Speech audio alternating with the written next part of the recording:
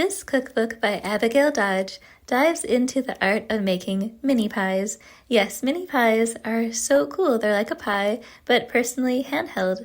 They offer so many wonderful, cool things about a mini pie. For instance, they offer you the option to make so many variety. If you have a lot of guests coming over, you can, instead of making one big pie, opt to make several different ones in different flavors, and everyone can try different things that they like, and that's a lot of fun.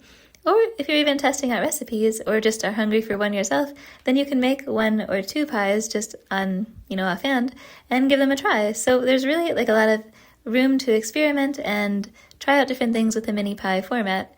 I think they're quite delicious. This book has so many different recipes, from peanut butter chocolate to Cornish